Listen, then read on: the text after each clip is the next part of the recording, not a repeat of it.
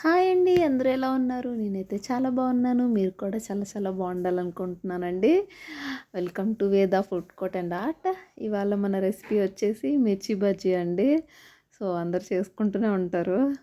నేను కూడా చాలా సింపుల్గా చేశాను అనమాట.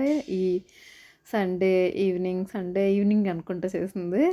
సో ఒక్కసారి ఈ వీడియో కూడా చూసి ఎలా ఉందో కమెంట్ అయితే చేస్తారనుకుంటున్నాను. మీరు లైక్ చేయట్లేదు, కమెంట్ చేయట్లేదండి. ప్లీజ్ కమెంట్ అండ్ లైక్ చేయండి.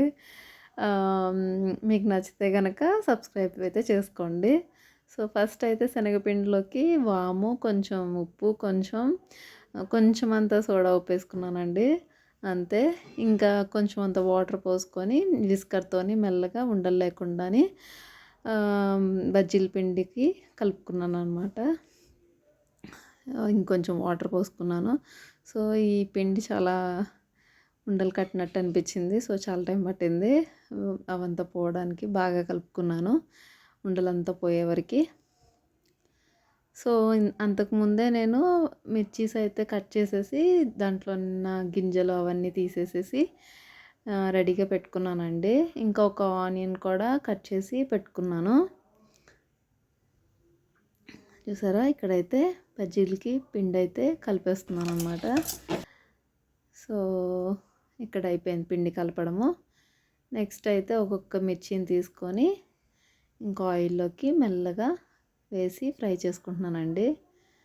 సో ఆయిల్ అయితే ముందే బాగా కాగిపోయింది. ఇది సంథింగ్ లైక్ ఆర్గానిక్ ఆయిల్ అండి. కొంచెం వేడెక్కగానే పొగలు వచ్చేస్తుంది అనమాట. సో అందుకే స్టవ్ ఆఫ్ చేసేసి అప్పుడు మళ్ళీ వేసాను, మళ్ళీ ఆన్ చేసుకున్నాను అనమాట.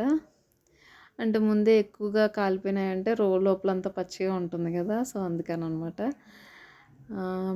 మిర్చీస్ అయితే బాగా వేపించుకున్నానండి ఆయిల్లోనే, బాగా లోపల వరకు ఉడికేదాకా.